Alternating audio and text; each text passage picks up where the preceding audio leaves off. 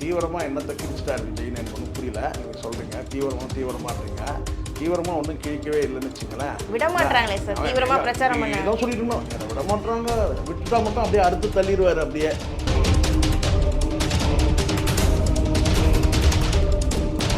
அதிமுக ஒரு பெரிய சரிவை நோக்கி இருக்கு, அது ஒன்றும் சந்தேகமே இல்லை. அதனால் அதுக்கு காரணமே கேட்டால் அந்த 106 பேர் அதிமுகலேருந்து வந்தவங்களும் பெரும்பகுதி கேட்டால் அப்போது அதுலேயே தெரிஞ்சுக்கலாம் அதிமுக தான் டேமேஜ் பண்ண. டிஎம்கேலேருந்து ஒரே ஒருத்தருக்காக போய் ஜாயின் பண்ணிட்டாரு சொல்லுங்கள்.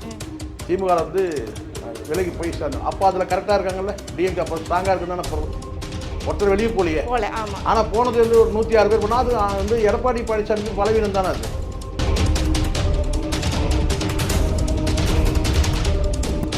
அது பால் டாயில் அது இதெல்லாம் பேசுகிறாரு. அவர் வயசுக்கு அதெல்லாம் பேசலாமா? 70 வயசு ஆயிடுச்சு உங்களுக்கு, நீங்கள் பேசலாமா? பால் டாயில் அப்புறம் பார்த்தீங்கன்னா நடிகைக்கு பார்த்தீங்கன்னா ரீட்வீட் பண்ணாரு. அப்படியே சிவி சண்முகத்தை பற்றி பேசுங்க. சிவி சண்முகம் கனவை பற்றி பேசுங்க, கொஞ்சம் நயன்தாரா கனவை பற்றி பேசுவீங்களா நீங்கள்? அது தப்பு இல்லையா? அது கலைஞரை வீட்டு சிறையில் வச்சுருந்தாங்கன்னா யார் நம்ப மாட்டாங்க. அம்மாவை என்ன சிறையில் வச்சுருந்தாங்க அப்போலோவில், பேசுவீங்களா நீங்கள்? உண்மை தானே? அம்மாவை நீங்கள் என்ன சிறையில் வச்சுருந்தீங்க இல்லையா? மருத்துவமனை சிறையில் வச்சுருந்தாங்கன்னு சொன்னால் எப்படி இருக்கும்?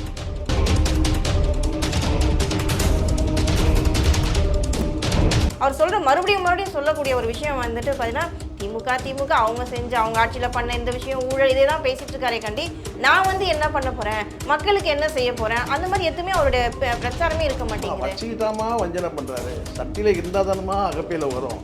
தீய சக்தி தூய சக்தி, இது ரெண்டே பேருக்கு தான் போட்டி. ஒன்று விஜய், இன்னொன்று ஸ்டாலின் சார். என்ன ரெண்டே இது இவ்வளோதாம்மா, அவங்க மொத்தமே அவ்வளோதாம்மா இருக்குது அங்கே.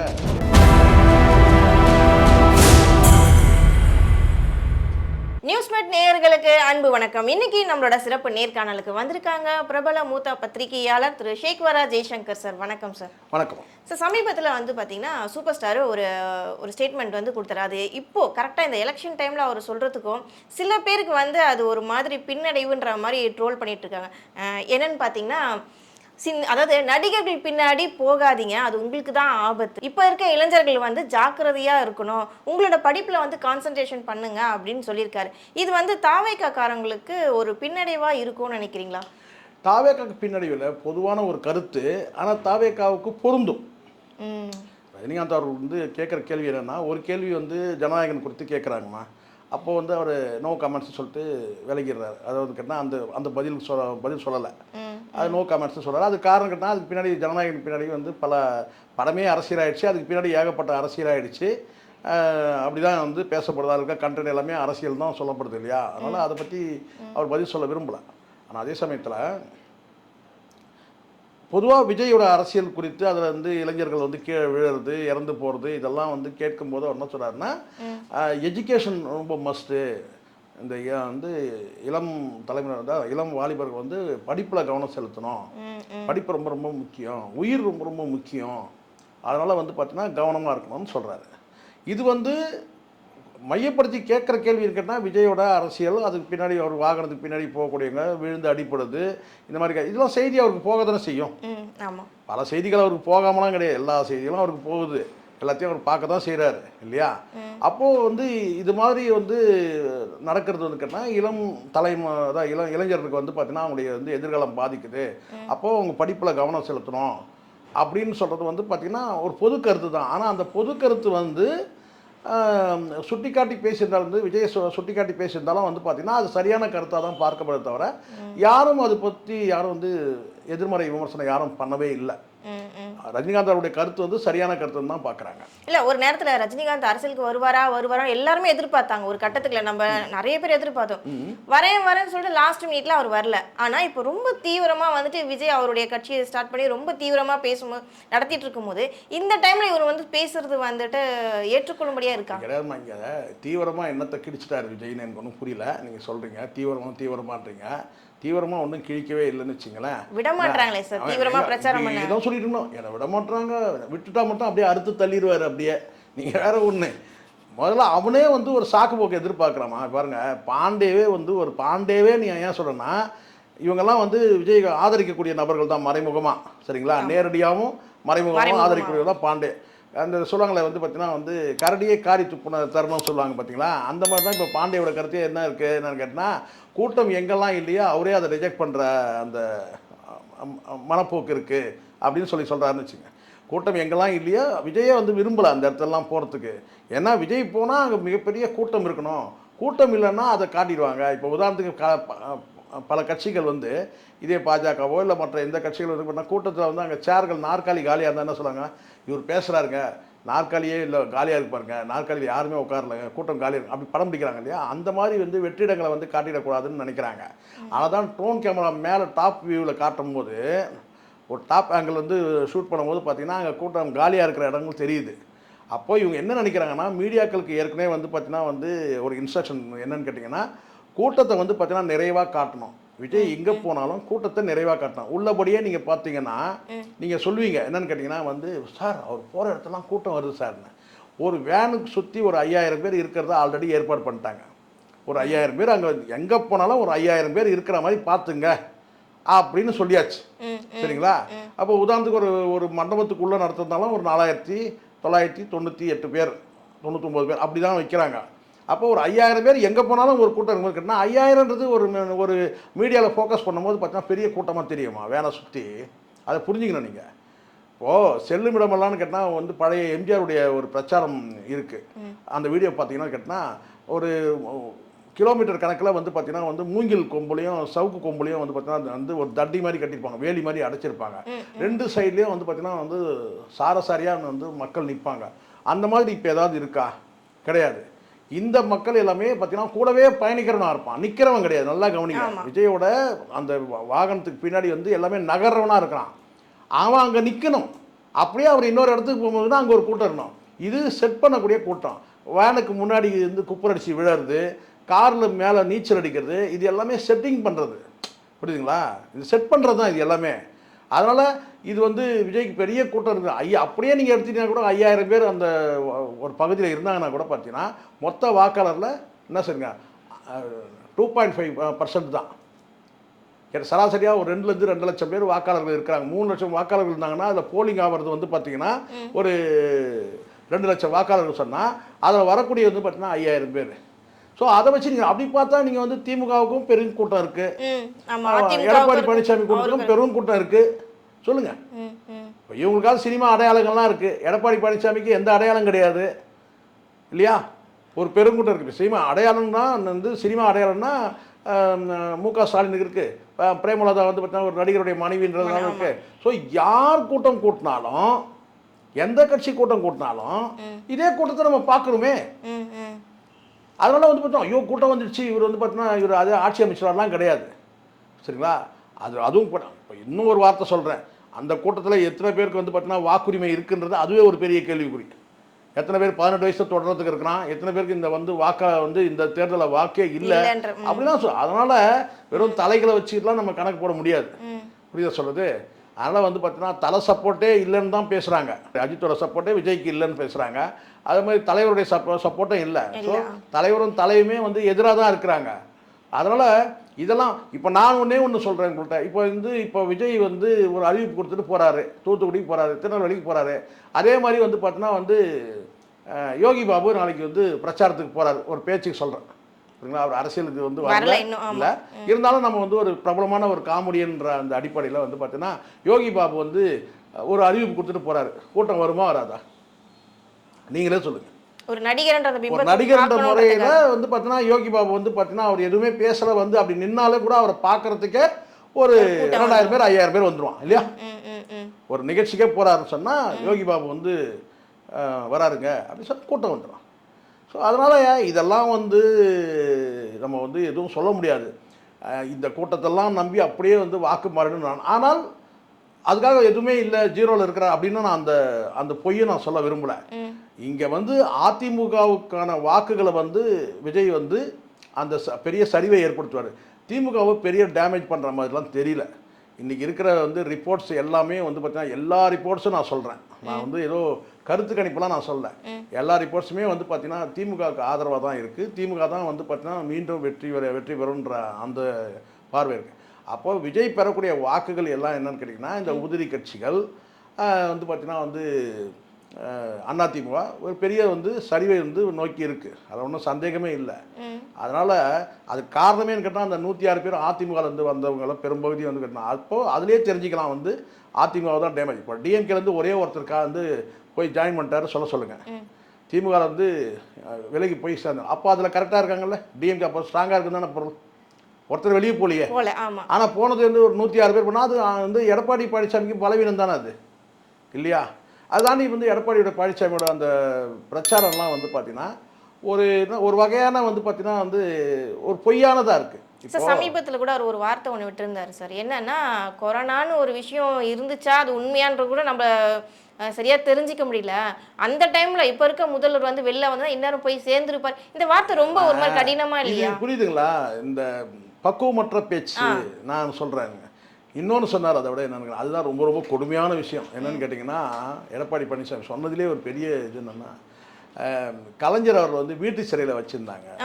இதெல்லாம் ஒரு எனக்கு தெரிஞ்சு கலைஞர் அவருடைய வந்து பார்த்தீங்கன்னா அந்த வயது மூப்பு என்ன சொன்னோம், அவ்வளோ முதிர்ச்சி பொத்தி பொத்தி பாதுகாத்தாங்க. ஒட்டுமொத்த குடும்பமும் எல்லா குடும்பமும் கலைஞருக்கு வந்து பார்த்தீங்கன்னா எத்தனை குடும்பங்கள் வந்து பார்த்தீங்கன்னா வந்து இருக்காங்களோ அத்தனை குடும்பங்களும் வந்து பார்த்தீங்கன்னா வந்து அவ்வளோ அரண் அமைச்சு வந்து பார்த்தீங்கன்னா எமங்கிட்ட வந்து பார்த்தீங்கன்னா போராடுவாங்க.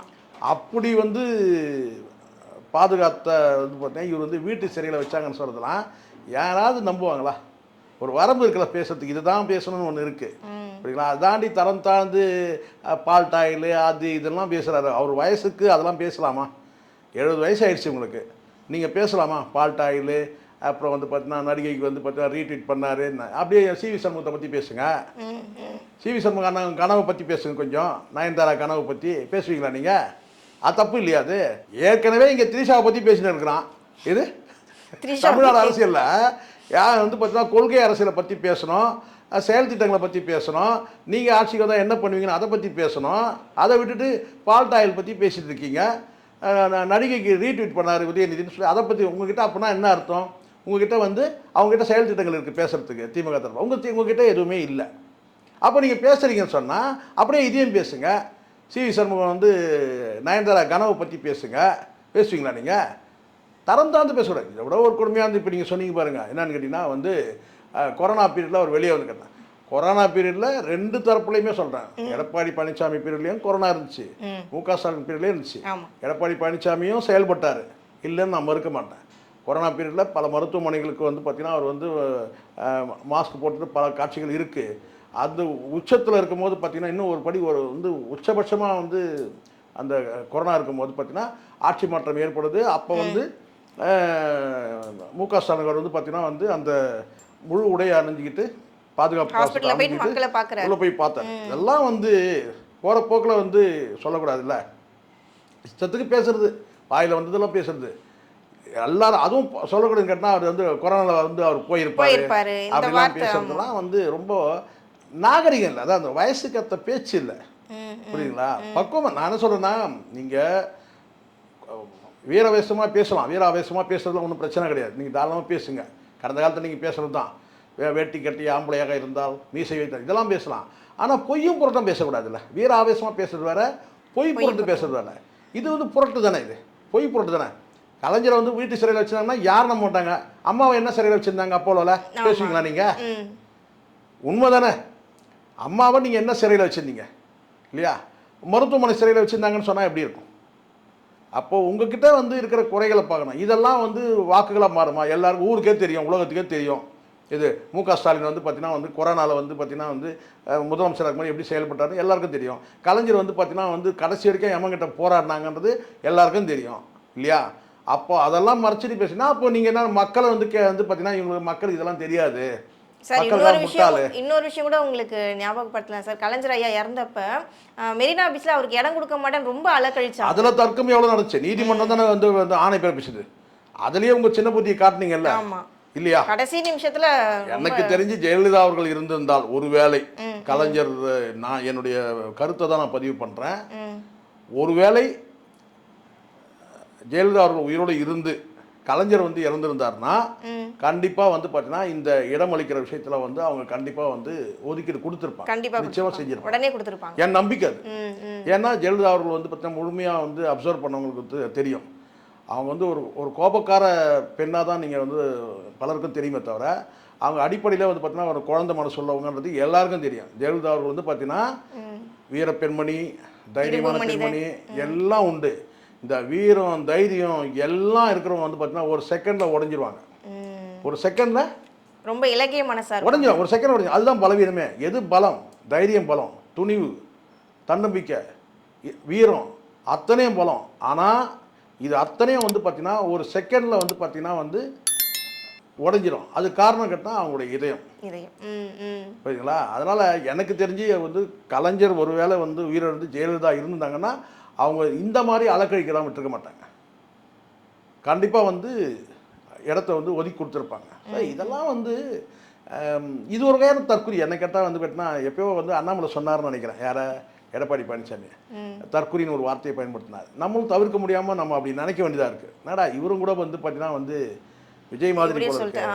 அப்படி பெருந்தன்மை வயது இருக்கலம்மா, 70 வயது இருக்குது. பேச வேண்டியது எவ்வளவோ இருக்குல்ல. களத்தில் நீங்கள் எவ்வளோ பேச வேண்டியது இருக்குது இல்லையா? அப்போ இந்த இடத்துல போயிட்டு நீங்கள் வந்து கலைஞரை வந்து அவசரஸ் பண்ணிட்டாங்கன்னா நாங்கள் நம்பிடுவோம் இல்லை?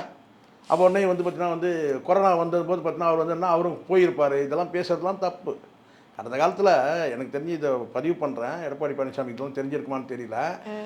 வாழப்பாடி ராமமூர்த்தின்னு ஒருத்தர் காங்கிரஸ் தலைவர், வாழப்பாடி ராமமூர்த்தி, அவர் என்ன சொன்னார் பார்த்தீங்கன்னா கலைஞருக்கு வந்து இதுதான் கடைசி தேர்தல் சொன்னார். கலைஞருக்கு இதுதான் கடைசி தேர்தல் சொன்னார். கலைஞர் அதுக்கப்புறம் 3 தேர்தலை சந்தித்தார். 3 இல்லை 4 தேர்தலை சந்தித்தார்.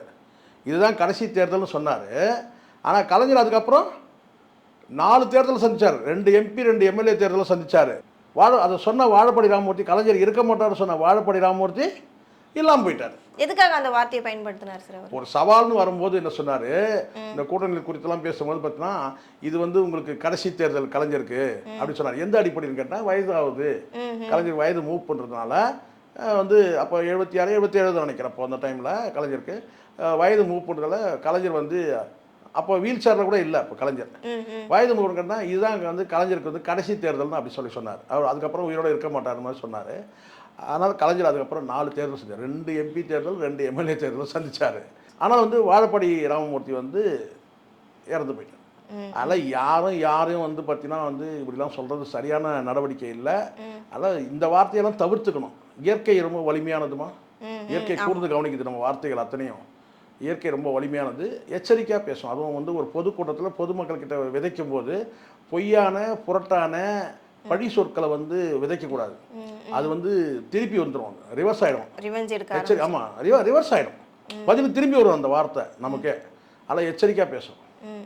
ஸோ சமீபத்தில் கூட வந்து பார்த்தீங்கன்னா திருநெல்வேலி, தூத்துக்குடி, நெல்லையெல்லாம் வந்துட்டு விஜய் ஒரு பிரச்சாரம் பண்ணிகிட்டே இருக்கார்.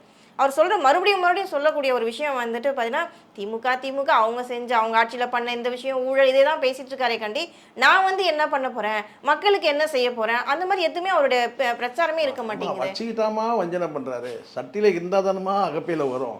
தீய சக்தி தூய சக்தி இது 2 பேருக்கு தான் போட்டி. ஒன்று விஜய், இன்னொன்று ஸ்டாலின் சார். இது இவ்வளோதாம்மா அவங்க மொத்தமே அவ்வளோதாம்மா இருக்குது அங்கே. இதை தாண்டி நீங்கள் வேறு என்ன சொல்லணும்னு நீங்கள் நினைக்கிறீங்க? நீங்கள் என்ன வந்து பொன்முத்துராமலிங்கத்தை அவருடைய கடந்த கால வந்து அவருடைய தியாகங்களை பேச முடியுமா? இல்லை வஉசி வந்து பார்த்தீங்கன்னா செக்கிழுத்த கதையை பேச முடியுமா? வஉசியோட வந்து சுப்பிரமணிய சிவா வந்து பார்த்தீங்கன்னா வந்து செக்கிழுத்து சீக்காய் இறந்தாருல அவரை பற்றி பேச முடியுமா? வீரன் அழகுமுத்துக்கோன் பற்றி பேச முடியும், வரலாறை பற்றி பேச முடியுமா? பூலித்தேவன் படையில் இருக்க பூலித்தேவனை பேச முடியுமா? இல்லை பூலித்தேவன் படையில் வந்து இருந்த ஒண்டி வீரனை பற்றி பேச முடியுமா? சொல்லுங்கள். எதை வந்து பேச முடியும்? வாவு சிதம்பரனார் வந்து கப்பலுடைய தமிழன்னு தெரியும். அந்த பேர் எதனால் வந்து கேட்டினா பிரிட்டிஷ்காரனுடைய நடுமுதுகு எலும்பு இருக்குல்ல, நடுமுதுகு எலும்பு, அதுதான் வர்த்தகம், வியாபாரம். அதை உடைக்கணும்னு சொல்லிட்டு சொத்து பத்தெல்லாம் விற்று, பொண்டாட்டி நகை நட்டெல்லாம் விற்று, சொந்த பந்தங்கிட்டலாம் கடனை வாங்கி, நண்பர்கிட்ட கடனை வாங்கி, அதை வாங்கி இதை வாங்கி எல்லாம் வச்சு ஒரு கப்பலே வாங்கி வந்து வெள்ளைக்காரனுக்கு எதிராக வந்து வர்த்தகத்தை தொடங்கி வந்து பார்த்தீங்கன்னா வந்து தன்னுடைய எதிர்ப்பை வந்து காட்டினார். எங்கே அடித்தா வலிக்குன்றதை தெரிஞ்சு செஞ்சார் இல்லையா? தெரியும் வழக்கறிஞர் தொழிலெலாம் போய் கடைசியில் எல்லாம் போய் சீமை எண்ணெய் விற்று வந்து பார்த்தீங்கன்னா கடைசியாக அவருடைய காலம் வந்து முடிஞ்சு போச்சு. அப்படி தான் சொல்லி வரலாறு இருக்குது. அதனால் அவங்க தியாகங்கள்லாம் நீ பேச தெரியுமா? முதல்ல வஉசியோட தியாகங்கள் என்ன சொல்ல பார்ப்போம். வஉசியை பற்றி ரெண்டே 2 லைனில் பேச பார்ப்போம். நீங்கள் ஆரம்பத்தில் இப்படின்னு எடுக்கிறீங்க, எங்கள் பொன்முத்துராமலிங்க தேவர்லேருந்து எடுங்க. நீங்கள் பொன்முத்துராமலிங்க தேவர் வந்து சமகால தலைவர் தானே. டாக்டர் அம்பேத்கர் அவர்களுக்கும் சரி, பெரியார் அவர்களுக்கும் சரி, காமராஜருக்கும் சரி, வந்து அஞ்சலி அம்மாளுக்கும் சரி, இவங்களுக்கெல்லாம் வந்து சமகால தலைவர் தானே. அப்போ வந்து வீரமங்கை வேலுநாச்சியார் எடுத்துட்டு நீங்கள் பொன்முத்துராமலிங்க தேவரை வைக்கலாமே, வச்சிருக்கலாமே, செஞ்சுருக்கலாமே. அப்போ புரிஞ்சுங்க, இதில் வந்து புரிஞ்சுக்க வேண்டியதான். அப்போது உனக்கு வந்து நீ வந்து அந்த இடத்துல வேலு வந்து எனக்கு அப்போவே தெரியும், எனக்கு தகவலே வந்துச்சு. ஏங்க வந்து வீரமங்கை வேலுநாச்சியார் வைக்கிறீங்க, அவங்க வந்து சமகால தலைவர் கிடையாது, இல்லை அவங்க மன்னராட்சி காலத்தில் வந்தவங்க தானே, அவங்க போற்றி போகலாம், அதை பற்றி பிரச்சனையே இல்லை. ஆனால் வந்து இங்கே கொள்கை தலைவராக வைக்கும் போது ஏன் வந்து வீரமங்கை வேலுநாச்சியாரை கொண்டு வந்து வைக்கிறீங்க? வேலுநாச்சியாருக்கும் இவருக்கும் சம்மந்தமே இல்லை. அவங்க நாச்சியார், இவர் வந்து பார்த்தீங்கன்னா வந்து சுற்றுறவர், இவருக்கு வந்து பார்த்தீங்கன்னா பொருந்தவே பொருந்தாது. அவங்க தன் கணவன் இறந்துட்டாங்கன்னு சொல்லிட்டு பார்த்தீங்கன்னா வந்து வீரத்தோடு வந்து எதிர்த்து போராடி அந்த பிரிட்டிஷ்காரனை வந்து பார்த்தீங்கன்னா அந்த இடத்த 10 ஆண்டு காலம் ஆட்சியை நிலைநாட்டினவங்க வீரமங்கை வேலுநாச்சியார், தன் கணவன் இறப்புக்கு பிறகு. ஆமாம். ஆனால் நீ என்ன சொல்றா, வீட்டில் இருக்கிற மனைவியை துரத்தி விட்டுட்டு நீ சுற்றுறவன், உனக்கும் வந்து வேலுநாச்சியாருக்கு சம்மந்தம் இருக்கா? பேரை உச்சரிக்க முடியுமா? அப்போ நான் கேட்டேன், என்னன்னு கேட்டேன், ஏங்கன்னு கேட்டேன். சமகால தலைவர்கள் நீங்கள் போட்டலாமே, பொன்முத்துராமலிங்க தேவர் போட்டேன். இல்லை சார், தேவரை போட்டாக்கா அங்கே இமானுவேல் சேகரையும் வந்து போடணும், அதனால தேவையில்லாமல் சிக்கலாயிரும். இப்போ பார்த்தீங்களா, இப்போ பாரு, இப்போ நான் உள்ளபடியே நான் சொல்கிறேன், இந்த இடத்துல நான் அம்பேத்கருக்கு எதிராக பேசுகிறேன்னு யாரும் தயவு செஞ்சு நினச்சிடக்கூடாது. இதே தமிழ்நாட்டில் இங்கே பிறந்தவங்களே அயோத்திதாச பண்டிதர் இருக்கிறாருங்க, நம்ம மண்ணை சார்ந்தவங்க. நான் வந்து அம்பேத்கரை எங்கேயுமே நான் சொல்ல, அம்பேத்கர் போன்ற ஒரு மிகப்பெரிய சட்ட மேதை வந்து உலக வந்து பார்த்தீங்கன்னா முழுவதும் வந்து பார்த்தீங்கன்னா 2 பேர் பெரிய மேதைனா, ஒருத்தர் கார்ல் மார்க்ஸ், ஒருத்தர் வந்து அம்பேத்கர். அம்பேத்கர் வந்து பார்த்தீங்கன்னா கற்பின்ற ஒரு வார்த்தையை சொல்ல உலகத்திலே சொன்ன ஒரே ஒரு தலைவர் வந்து கேட்டினா வந்து அம்பேத்கர் தான், இல்லைன்னு சொல்ல. ஆனால் அதே சமயத்தில் தமிழ்நாட்டில் பிறந்த ஒரு தலைவரை வந்து நீங்கள் ஒரு கொள்கை தலைவரை வச்சுக்க முடியாதா? ரெட்டமலை சீனிவாசனை வச்சுக்க முடியாதா? அயோத்திதாச பண்டிதரை வச்சுக்க முடியாதா? இளைய பெருமாளை வச்சுக்க முடியாதா? இப்படி தலித்தலைவர்கள் எவ்வளோ வந்து ஒடுக்கப்பட்ட மக்களுக்கான தலைவர்கள் இருக்கும்போது பார்த்தீங்கன்னா நீங்கள் அவங்களெல்லாம் காட்டாமல் இமானுவேல் சேகரை வந்து காட்டணும். இங்கே பொன்முத்துராமலிங்க தேவரை பயன்படுத்தினா, இமானுவேல் சேகரை பயன்படுத்தினா, இது அப்போ இதை அவாய்ட் பண்ணணும். எப்படி அவாய்ட் பண்ணணும்? அதே சமயத்தில் அந்த சாதியை கவர் பண்ணணும். அஞ்சலி அம்மாளுக்கு வன்னியர் வந்துட்டாங்க, அம்பேத்கருக்கு வந்து பார்த்தா தலித் வாக்கு வந்துடுச்சு, நாடாருக்கு வந்து காமராஜர் வந்துட்டார், வந்து இப்படி பெரியாருக்கு வந்து பார்த்தீங்கன்னா தெலுங்கர்கள் வந்துட்டாங்க. அப்போது இந்த இடத்துல என்ன செய்யணும் கேட்டால், தேவர்கள் வந்து பெரிய சாதி இருக்கிற சமூகம். அப்போ என்ன செய்யலாம்? பொன்முத்துராமலிங்க தேவரை பயன்படுத்தணும், அப்போ இமானுவேல் சேகரை பயன்படுத்தணும். அப்போ வேண்டாம், அப்போ என்ன செய்யலாம்? வீரமங்கை வேலுநாச்சியார். இதுதான்டா உங்கள் கணக்கு, சாதி கணக்கு தானே. இப்போ புரியுதுங்களா? அப்போ இப்போ திருநெல்வேலிக்கு போய் காலை வச்ச உடனே கேட்டால் அங்கே தேவர் ஞாபகம் வந்துச்சு உனக்கு. எப்படி திருநெல்வேலி மதுரையில் போனதான் விஜயகாந்த் ஞாபகம் வருது? எப்படி சொல்லுங்கள். இதெல்லாம் வந்து மக்களுக்கு தெரியுமா? மக்கள் ஒன்றும் ஏமாளிகள் கிடையாது. நீங்கள் நினைக்கிறீங்க கூட சுற்றுற 5000 பேரை வச்சுக்கிட்டு சீனை ஓட்டுறீங்க. அப்படியே அப்பாவிகள் கூட நீங்கள் ஒரு 5%, 10% நீங்கள் வாக்குகள் நீங்கள் ஏமாற்றி நீங்கள் பெற்றால் கூட அது 10 இருக்கட்டும், 15 இருக்கட்டும், 20 இருக்கட்டும், எல்லாமே தற்காலிகம், டெம்பரரி காணாமல் போயிடும். அது அடுத்த தேர்தல் நிற்காது, அவ்வளோதான். நீங்கள் 15% நீங்கள் தாண்டினீங்கன்னா நீங்கள் ஓரளவுக்கு நிற்க முடியும். அதுக்கும் கூட பார்த்தா உங்களோட செயல்பாடு இருக்குது.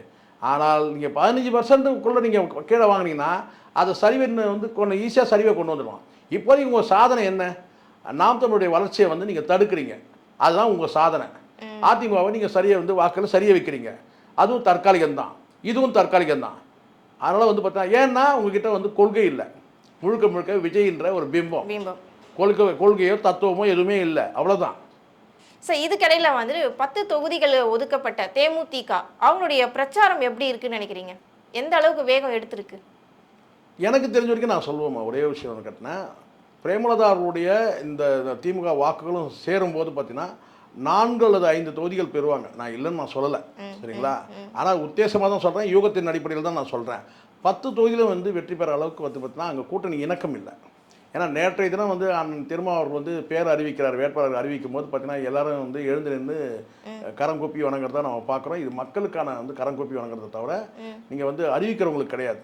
மக்களை நோக்கி எழுந்து நின்று வந்து கைகூப்பி வணங்குறத பார்க்குற பேர் அறிவிக்கும் போது. ஆனால் அங்கே வந்து பார்த்தீங்கன்னா பிரேமலதா அவர்கள் வந்து பார்த்தீங்கன்னா அவங்க யாரை அவமதிக்கிறாங்கன்னு தெரியல, ஒரு ஆணவமான தோற்றம் தெரியும். ஆணவக்காரின்னு நான் சொல்லலை, பட் ஆணவம் போன்ற ஒரு தோற்றம் வந்து வெளிப்படுத்துறது அவ்வளோ சரியில்லை, நல்லதில்லை. இந்த இடத்துல 10 தொகுதி கிடச்சாச்சுன்னா அந்த 10 தொகுதியில் வெற்றி பெற வைக்கணுன்ற அந்த எண்ணம் இருக்கணும். இது வந்து பார்த்தீங்கன்னா எங்களுடைய உங்கள் புத்திசாலித்தனமாக இருக்கலாம், உங்களோட பிடிவாத குணமாக இருக்கலாம், நீங்கள் 10 தொகுதி வாங்குறது ரொம்ப பெருசு கிடையாது. வெற்றி பெறணும்ல, அதுதான் முக்கியம். அதுதான் முக்கியம். கடந்த காலத்தில் ஏன் இன்றைக்கி வந்து விசிகாவுக்கு செல்வாக்கு இருக்குன்னா 6 தொகுதி வாங்கி 4 தான் ஜெயிச்சாங்க. அந்த 4ம் கூட வந்து பார்த்தீங்கன்னா வந்து அந்த 3 பேர் வந்து பார்த்தீங்கன்னா வந்து நான் தலித். அதுதான் பலவீனமாக பார்க்கப்படுது. கடந்த காலத்தில் வந்து பார்த்தீங்கன்னா இப்படியெல்லாம் வந்து இருந்தது. அதனால் வந்து டிஎம்டிகே பொறுத்த வரைக்கும் கொஞ்சம் அந்த பணிவு தேவை. நீங்கள் யாரை வேணாலும் நீங்கள் மேடையில் சாடுங்க, அதை பற்றிலாம் பிரச்சனை கிடையாது. ஆனால் மேடையில் வந்து யாருக்கு மதிப்பளிக்கணுமோ அந்த வாக்காளர்களுக்கு அந்த மதிப்பு வழங்கணும். நீங்கள் கட்சிக்கு தலைவராக கூட இருந்துங்க, ஆனால் கேண்டிடேட் தான் நீங்கள். அதனால் வந்து பார்த்தீங்கன்னா என்ன நீங்கள் சாதகம் நினைக்கிறீங்கன்னா, அங்கே வந்து பாமக பிளவுபட்டிருக்கு, விருதாசலம் தொகுதி வந்து பாமக வந்து அதை வந்து என்ன விஜயகாந்த் ஜெயிச்சிருக்கிறாரு, இதெல்லாம் நீங்கள் ப்ளஸ்ன்னு நினைக்கிறீங்க. ஆனால் களம் நெருங்க வேறு மாதிரி அமையத்துக்கான வாய்ப்பும் இருக்குது. பார்ப்போம், பொறுத்து பார்ப்போம். வெற்றி பெறணும், நமக்கு அதை பற்றி ஒன்று அவன் ஜெயிச்சா என்ன தோத்தா என்ன நமக்கு அதெல்லாம் கிடையாது. விஜயகாந்த் தான் நம்ம நேசிக்கிறோமே தவிர தேமுதிகவையோ பிரேமலதாவையோ அவங்க அரசியல் பயணத்தெல்லாம் நம்ம வந்து பார்த்தீங்கன்னா எதிர்க்கவும் இல்லை, ஆதரிக்கவும் இல்லை. ஆனால் உண்மையை பேசுகிறோம். விஜயகாந்த்ன்ற மனிதரை நம்பி தான் நீங்கள் விஜயகாந்த் கிட்ட இருக்கிற அந்த மரியாதையும் அந்த பண்பும் உங்ககிட்டயும் இருந்தால் எதிர்காலத்தில் கட்சி வளரும். இல்லைன்னா இந்த கூட்டணியோடு போயிடும், அவ்வளோதான். ரொம்ப நன்றி சார். நிறைய விஷயங்கள் வந்து மக்களுக்கு புரிகிற மாதிரி சொல்லியிருக்கீங்க. தொடர்ந்து பேசுவோம். நன்றி. நன்றி.